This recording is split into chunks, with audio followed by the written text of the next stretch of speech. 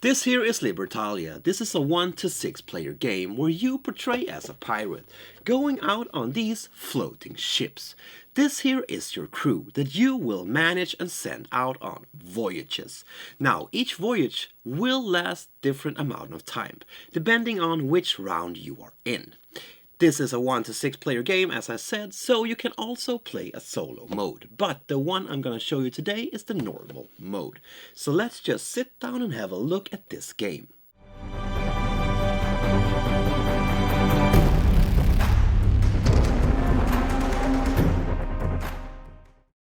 The board has two sides. One side where it is calm weather. This is the side with the calm weather. The other side will have a stormy weather, which is a little bit more challenging.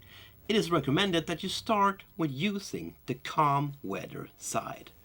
Each player should get a score dial and set it on 0. They also need to take a graveyard and put it with the graveyard face facing up. Next they take 40 character cards and they do not shuffle them. Then we need to place out the reputation tokens on the reputation track. This is done randomly. We also need to draw loot tokens from the bag and place out as many loot tokens on each day as there are players in the game. And then we need to place out the loot tiles on their place in the bottom of the board. Each player then get the same amount of doubloons as their player colors is on the reputation track. Meaning that if you are color green, you would receive 9 doubloons. If you are only 2 players, you should play the midshipman's tile on spot number 2 and 3 out on the islands. And the active players should be on spot number 3 and 4 on the reputation track. So in Libertalia, you are a pirate and you are on a flying ship, going around from island to island and collecting the loot. During each of these rounds are considered to be a voyage. These voyages increase by 1 from day to day, meaning that the first voyage would be 4 days, the second voyage would be 5 days, and the third and final voyage would be 6 days. During your turn, you choose a crew member from your hand to place down in front of you. Once all players have placed down their little crewmen in front of them, we need to place them out on the islands as well. And we would do this in initiative orders. But first, let's take a look at our cards. On these cards, we can see some information. In the top, we can see the name of this crew member. In the left corner, we can see a number. This is basically the initiative number of this unit. And in the bottom of the unit we can see a symbol and some text. The symbols here represent which time during the day you can activate this ability. So this symbol here would mean that you can use this at daytime. While some cards are activating both during daytime but also during dusk. And others are activating during nighttime, while some have an anchor, and the anchor activates after the first day is done. After the night phase of the final day of each voyage, the anchor abilities would activate. So the first thing a player does is to choose a crew member from their hand to place down face down in front of them on the table. And this is done simultaneously, meaning that you do not need to sit down and wait for your fellow players to do their thing.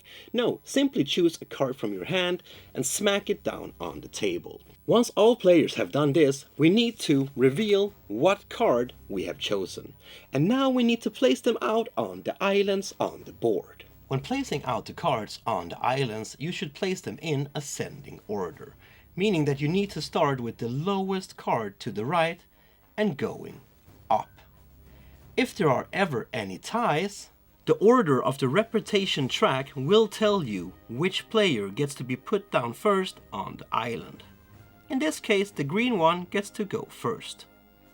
When all players have placed out their cards on their islands in the correct order, we can now start to activate their abilities. And as you can see now, we are in the daytime. meaning that we should activate daytime abilities.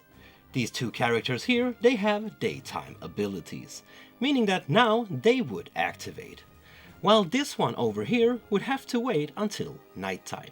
Sometimes abilities will let you gain reputation, meaning that you should move your player color token up on the reputation track. If the green player here, for example, would gain 1 reputation, it would go up on the next space to the right, and the blue player would go down, meaning that you have gained 1 reputation. If you should ever be pushed outside to the right side of the reputation track, you would actually gain 1 doubloon. But if you're ever pushed out on the left side, you would lose 1 instead. Once we have done the daytime abilities, we need to do the dusk abilities. But as you can see, these ones are going the other way. So now we go from the right to the left, starting with the highest number instead. And now we actually need to do a few steps. The first step would be that each character would get a loot token from the current day. And they get to choose in the order that they are from, meaning that this wind nymph would get to choose first, and then the blue beggar, and lastly the green beggar. The second step is to activate any dusk abilities, either from your characters, but these characters does not have any dusk abilities. But if you have gained any loot tiles with a dusk ability on, you can also activate that one now instead. And if your character is still on the islands, you get to take them back to your ship. Your ship being faced up on the table in front of you. When we have gone through day, dusk, we come into night. This means that now you can activate all the night abilities in your ship, if you have any. If you have several night abilities in your ship, you can decide in which order you would like to activate them. If there would be any loot left on any of the days that you have just completed, these ones would go back into the bag. But if you are ever told to discard your doubloons, you should discard the doubloons and not turn down your score counter. It's only the doubloons that are discarded. Now and then you will also be instructed to discard any of your crew members. If you're ever instructed to discard any of your crew members, you should put them face down in your graveyard. And it's now considered to be, well, dead. And you are always free to look at the cards in your graveyard. Once you have gone through any of your voyages, you need to do some final steps.